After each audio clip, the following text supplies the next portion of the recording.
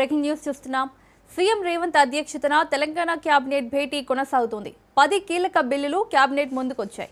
Gig వర్కర్ల సంక్షేమ బిల్లుపై కీలకంగా చర్చించనున్నారు. జీఎస్టీ ప్లాట్ఫామ్ ఆధారిత గిగ్ వర్కర్ల రిజిస్ట్రేషన్ ప్రతిపాదన, సామాజిక భద్రత సంక్షేమం బిల్లు 2025కు తెలంగాణ కేబినెట్ ఆమోదం తెలపనుంది. కోర్ అర్బన్ యాక్ట్ డ్రాఫ్ట్ బిల్లుపై కేబినెట్లో చర్చించనున్నారు. జీహెచ్ఎంసీ చట్టం స్థానంలో కొత్త అర్బన్ చట్టం ప్రతిపాదించనున్నారు. రాష్ట్రంలో 3 నుంచి 4 లక్షల గిగ్ వర్కర్లకు ప్రయోజనం కలగనుంది.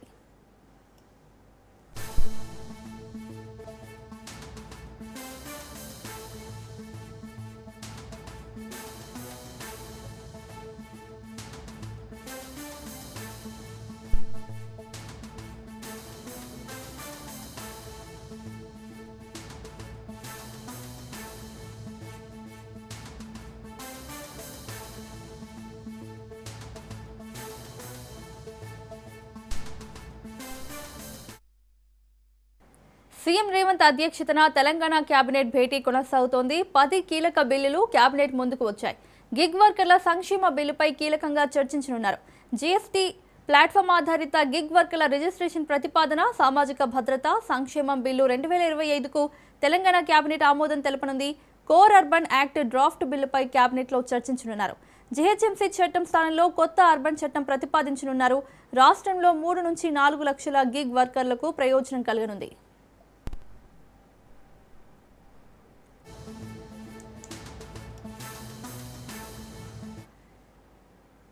ఇదే అంశానికి సంబంధించి మరిన్ని అప్డేట్స్ మా ప్రతినిధి సునీల్ లైవ్ లో అందిస్తారు.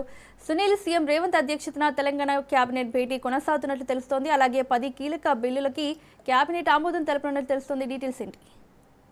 తెలంగాణ రాష్ట్ర కేబినెట్ సమావేశం కొనసాగుతుంది. అసెంబ్లీ కమిటీ హాల్ వేదికగా ముఖ్యమంత్రి రేవంత్ రెడ్డి అధ్యక్షతన కేబినెట్ సమావేశం అయితే అసెంబ్లీ సమావేశాలు కొనసాగుతున్న నేపథ్యంలో అసెంబ్లీలో ఇప్పటికే కొన్ని కీలక బిల్స్ని కూడా అసెంబ్లీలో ప్రస్తావించే అవకాశం ఉంది. కాబట్టి క్యాబినెట్ అప్రూవల్ చేయాల్సినటువంటి కొన్ని బిల్స్కి సంబంధించిన విషయాలపై కూడా క్యాబినెట్లో పూర్తిగా చర్చించి కీలక నిర్ణయం కూడా తీసుకునే అవకాశం ఉంది.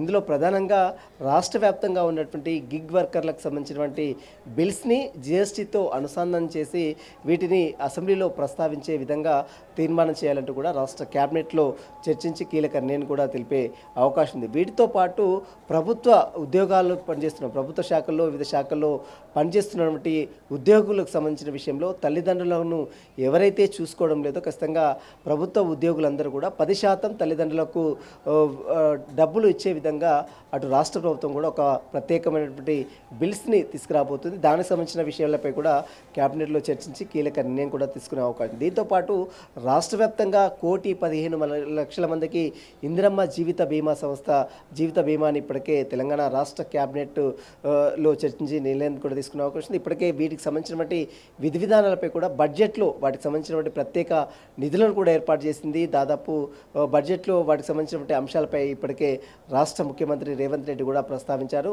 ఇటీవల కాలంలో బడ్జెట్ సమావేశంలో కూడా ఉప ముఖ్యమంత్రి బడ్జెట్ ప్రస్తావించే ముందు బడ్జెట్ పద్దులు ప్రవేశపెట్టినప్పుడు కూడా ఈ యొక్క ఇందిరమ్మ జీవిత బీమా సంస్థకు సంబంధించిన అన్ని అంశాలకు సంబంధించిన విషయాలపై కూడా ఇప్పటికే అసెంబ్లీలో ప్రస్తావించారు. దానికి సంబంధించిన క్యాబినెట్ ఆమోదం తెలిపినటువంటి అవసరాలపై సంబంధించిన వాటిపై కూడా ఈ యొక్క ఇందిరమ్మ జీవిత బీమా సంబంధించినటువంటి బిల్స్ను కూడా క్యాబినెట్ అప్రూవ్ చేసే అవకాశం ఉంది.